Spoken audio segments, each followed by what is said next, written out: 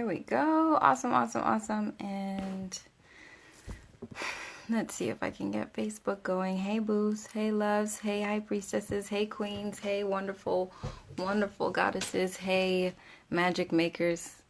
Hey, lovers of life. Hey, bro. I love you. I miss you so much, by the way. All right. So, oh, cool. So now I'm also live on Facebook. Fantastic. All right. Hi, everybody. I just wanted to get on here and go through the money truths that I've been sharing this week and just add a little bit of my love and attention and affection to those statements so that we can expand on them, so that you can use them to grow, so that you can know how I think and feel about them and why I chose them to do as a countdown to me sharing my money program and opening enrollment on Monday. I'm really excited about that. I'm so excited because I think, oh my goodness, what a wonderful time for this. What a beautiful time for people to step in this kind of power. And I'm ready. I'm ready. I'm so excited and ready to teach you the things that I've learned in my life and in my business about money and how it aligns with my truth spiritually and my spiritual practice and my spiritual journey. So let me talk about the first one that we did for the countdown was the truth money is sacred. And you have probably heard me say this before, and I just want you to, when you think about this truth, acknowledge that, money in itself doesn't have any type of empirical energy, right? It's not a good thing or a bad thing. It is just energy. And if we decide that our relationship to it is going to be a sacred one, a one that's blessed, a one that is holy, then we get to do wonderful, amazing things with it, right? We're living in a world right now where too many people who aren't doing the right thing, who don't want to do the right thing, who aren't serving each other, who are not standing in the truth of just being a human being on this planet and caring and loving other people have money. And there's so many good people who are opting out, who are deciding that they're going to be powerless in the circumstance because of those other peoples.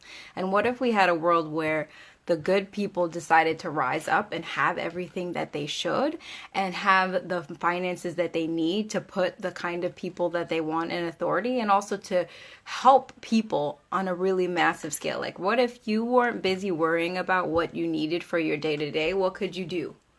What could you do if you had all of the financial resources that you need to take care of your basic stuff, your essential stuff, and you didn't have to worry about that stuff? What if you had the ability then to actually show up in your life and create what you wanted, right? Like, what would your focus and energy be? And I know that for a lot of people, especially in my community, that focus would be creating joy and pleasure in their own lives, but also impacting other people's in a beautiful way. So I've decided for myself that money has to be sacred, right? It has to be something beautiful and holy. It has to be, my relationship to money has to be one where I decide that it is good, right? It is for my good and it's for other people's good, for me to create wealth for myself and my environment, and also to put myself in a place where I don't have to be worrying about my basic needs so that I can bring my magic into the world.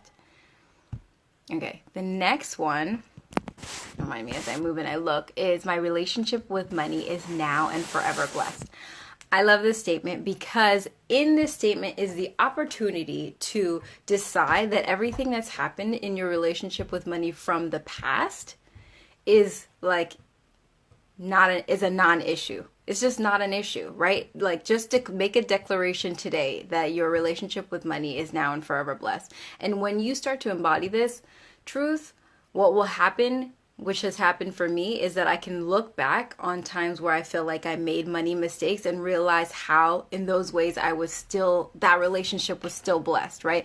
That all of the choices that I made, all of the lessons that I learned, all of the things that I put money into and the kinds of returns that it gave me were blessed. And I couldn't feel that in real time all the time because it felt like it was a struggle. It felt like I was making poor decisions maybe, or that I didn't know better because I didn't trust myself and I didn't think I could manage my money well.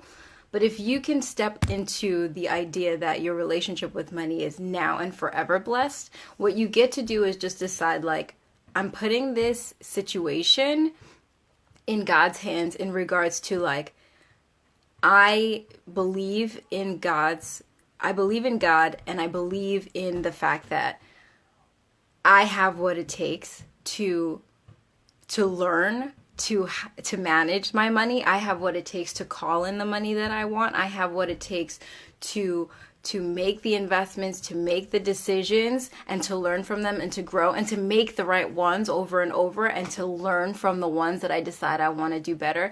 Just to decide that your relationship is blessed and that there's room for you to grow. There's room for you to make more. There's room for you to expand. There's room for you to fuck it up and then it be fixed again, right? Because it is blessed in such a way that you can know that it's like not all on you, right? It's not on you to make everything happen, and that there is a part of it that is so sacred that you can trust in it, that it's reliable. Instead of being in a place of scarcity, you're leaning into a place of abundance and knowing that that abundance is not just from within you, it's also from outside of you. All right, the next one is I am worthy of the money that I desire. So important. One, so important because, oh my gosh, do we need permission to want the things that we want, to say them out loud, to ask for them, right?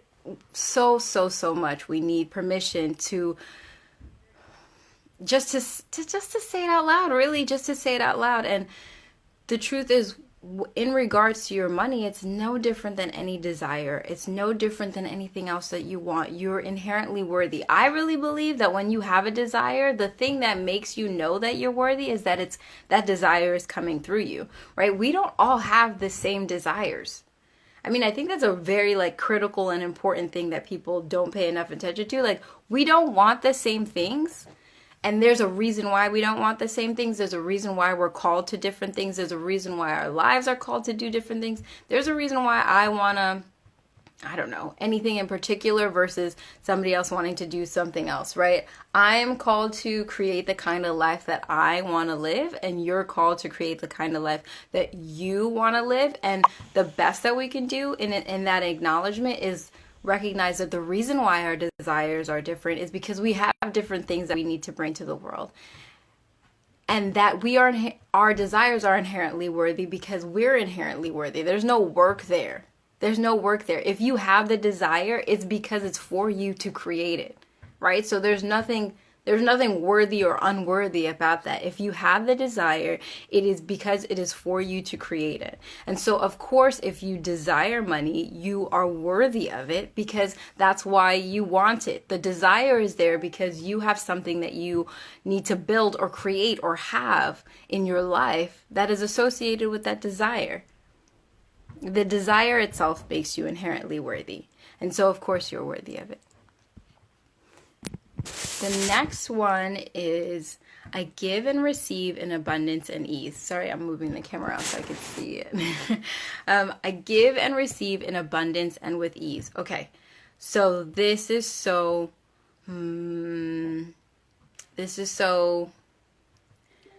the word is not important. This is so critical to understand, right? Because so many of us have such an easy time giving, right? We're accustomed to giving of ourselves, over giving, sharing, showing up for people who don't show up for themselves, wanting to take care of everyone, wanting to give the world. And I'm not saying that it's wanting to give is a bad thing, but some of us are so good at that. We're so good at showing up for other people, and we're so bad at letting people show up for us. We can be so bad at letting ourselves receive what we need in order to have what we want and to have what we need. We can be so bad at just letting the abundance that wants to show up for us in. And what does that look like? That looks like not being able to accept a compliment. I've been there. It happens sometimes.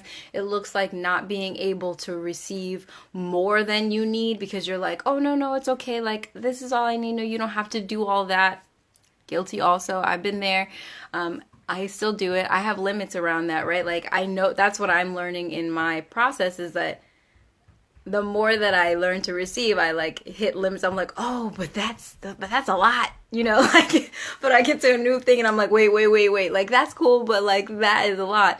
We have limits in regards to how much we're willing to take in, and we're not paying attention to the fact that every time we limit our capacity to receive, we're also limiting our capacity to give. What a miserable and horrible, terrible thing, right? That you feel a call and a desire to show up for somebody, but you can't, not because it's not aligned with you. You can't because you haven't let yourself receive enough to show up in that way. Why? If you are feeling abundant in your capacity to give, you have to feel abundant in your capacity to receive. That is the source, right? Your capacity to receive is the source. It's the flow of where all of your resources come from, energy, finances, etc. So your ability to give in abundance is due to, is reliant on your capacity to receive in abundance, right? And so any blocks to receiving limit your capacity to create for yourself and to create for the world, which is just like a damn shame, to be frank. Okay. And then the money truth that I shared today, which is like my favorite one, is my pleasure, my passion, and my profits are all a part of my purpose. I love it. I love it. I love it. I love it. Number one, I deeply, deeply, deeply, deeply believe that so much good comes from our pleasure. So much good comes from our pleasure. When you allow yourself to dive into your pleasure, that's when you know what to do, right? You know what to do when you're like, ooh, that feels good. That's the right thing to do. If you let your pleasure lead you, it will guide you in the right direction. If you let the things that light you up be the way that you know how to go, you're going to do amazing and beautiful things because you're going to be living in a place of this high vibration and love energy of who you are that's authentic to you. And every time we lean into our pleasure, we fill ourselves. And from that fullness, what's created is so much magic. It's so much creativity. It's so much joy. It's so many aha moments. It's so many connections of ideas that we didn't have before. It's so many connections to people who are resources and ideas that actually join with ours and make magical combustions of miracles. Our pleasure is a deep source of direction and fullness and love.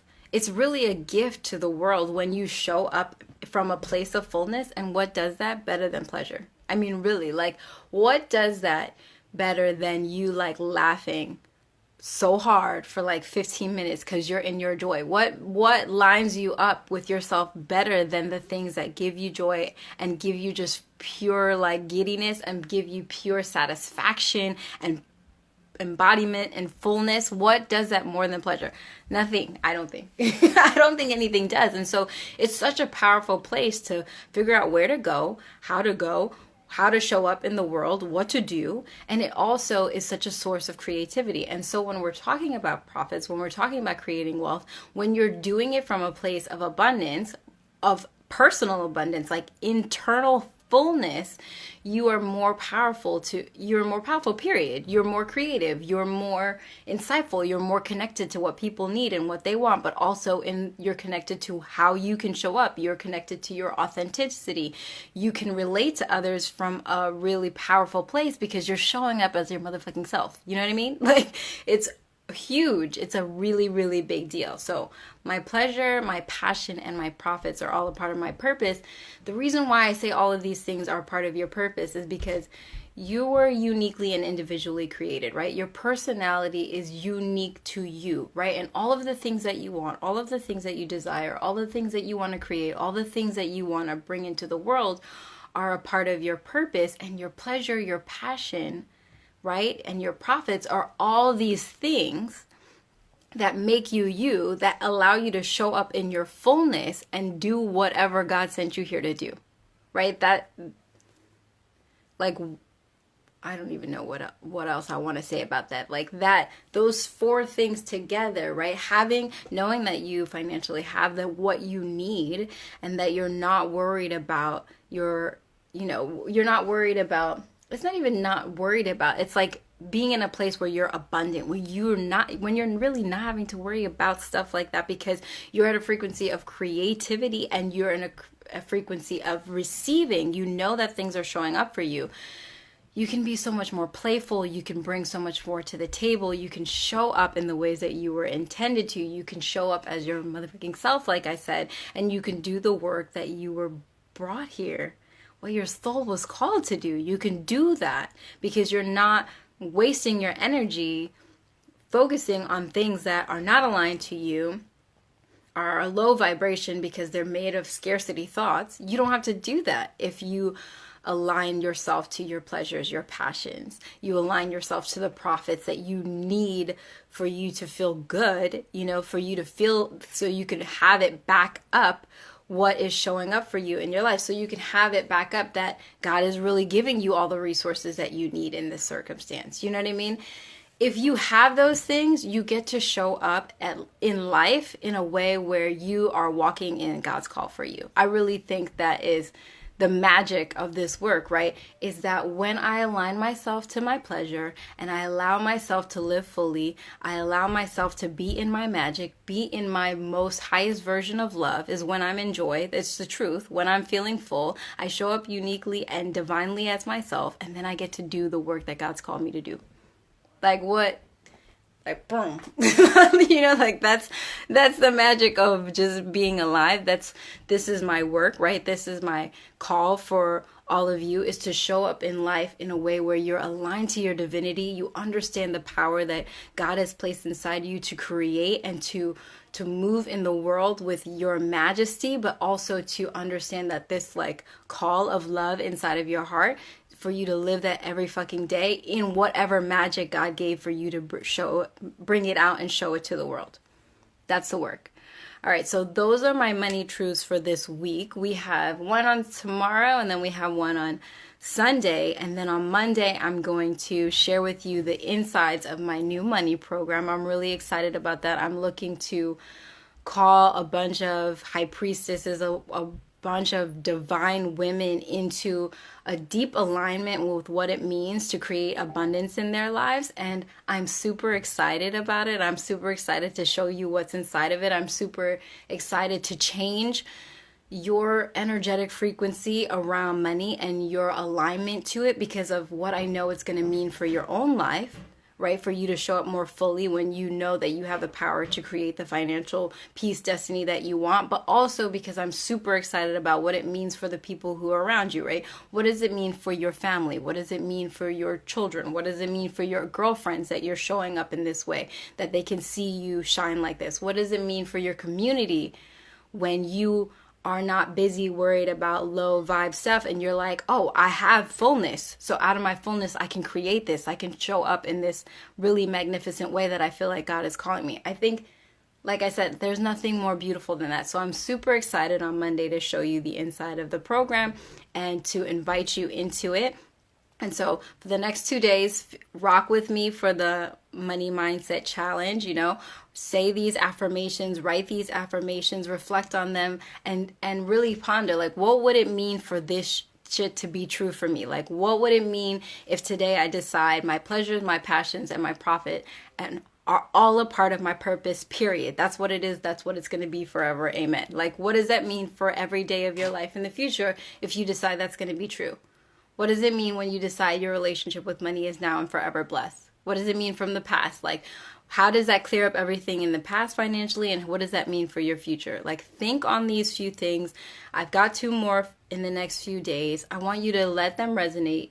Open yourself up to the possibility of doing everything differently, of realizing that the work is not the fucking hustle. The work is alignment. The work is not what you're doing 9 to 5. The work is the alignment to your calling. The work is the alignment to understanding that everything that God has for you is available. That is the work. And then it gets easier, right? It gets so much easier because instead of hustling to make stuff happening, you're just opening yourself up. You're just letting yourself see possibilities. You're letting people show up for you. You're letting God show up for you. That's what you're doing. You're letting God show up for you, and you're letting you show up as you. You're letting you show up as you authentically and do your magic, do your work, and be in your fullness. Like I said, there is nothing more beautiful to me than that, right? For us to step in our divine qualities, our divine callings, to get in alignment with who we are, to get in alignment with God has for us, to let him let her, whatever you want to call it, bring all of the things that you need to you so you can do that work. And we've been, a lot of us have been brought in a place of scarcity. And so there's this limits. We have limits on how much we can receive. We have limits on what's possible. And there aren't any limits. So all you have to do is align to that truth, align to that reality, and see what will happen without you even doing anything else, right? So that's the work I'm going to be doing in the program. I'm going to share with you guys what's inside of it, how long it takes, what we're going to be doing, etc. on Monday. Rock with me every day until then. Put these truths on, try them on, wear them like they're new skin, wear them like it's a new version of you. All right, I love you very much. Thank you so much for being here. Can't wait to talk to you on Monday. All right, guys, bye.